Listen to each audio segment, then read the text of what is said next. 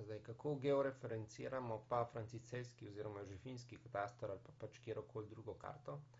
Najprej vklopite feature, ki se mu reče georeferencing, to je spet nov toolbar. Noter prinesete pač ta kataster, ki ga hočete georeferencirati. In tukaj noter pod layer mora se pač pojaviti tale medana, ker drugače v tem primeru drugače pač tistega, ki je tukaj not zbran, tistega georeferencirate. Lahko tudi pokvarite, če imate zbran nek ortofoto, kam pač specifične oznake, lahko pokvarite njegovo georeferenciranje. Zato, zdaj najprej, ker boste not prinesli, se ne bo nič videli, zato si naštimite približno neko velikost, kjer predvidevate, da ta zadeva se bo pokazala, da greste tukaj in date fit to display. In on bi vam zdaj mogel tole, vidite, vam je dal tole, kataster je zdaj raztegnil na celoten display. Zdaj,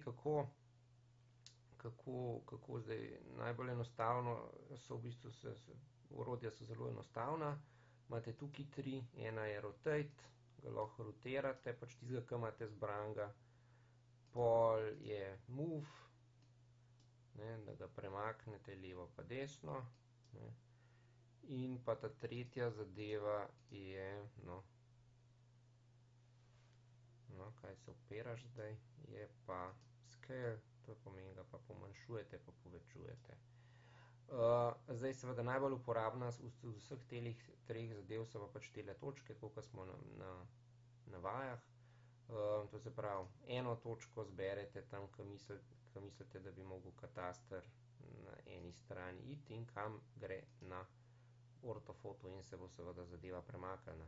Isto velja za pač drugo točko, rečemo, hočem, da gre sem, ta tretja točka hočem, da gre sem, naprimer, in on ga zarotira in popravi glede na te tri točke. Zdaj, kako se to natančno dela, smo obdelali na vajah, zato ne bi zdaj točno šel. Edino, kar je še, imate še ta peta zadevšna, ki je, da lahko pač točke zbrišete. Zdaj, da veste, kjere so, če kliknete gor, se vam pojavi, rečemo, tukaj rumena, tista črtica, če kliknemo dol, se pojavi ta, in če pač potreba, lahko to zbrišete in sta potem samo dve in se pač raster prilagodi samo tem dvem točkam. Zdaj, ko ste zadovoljni z vašo georeferenciranjem, greste nazaj spet na georeferencing, daste rectify, date cell size 0,5, tole vse skupaj, tukaj imate direktorij, kamor vam shranjuje, tukaj imate ime fajla, zdaj date lahko pač, po defaultu pustite imagine ali date pa tif, naprimer, in date save in bo naredil fajl, ki ga morate potem, če ga hočete spet pogledati, morate ga not prinesti, ker to ni isti fajl, to je drug fajl.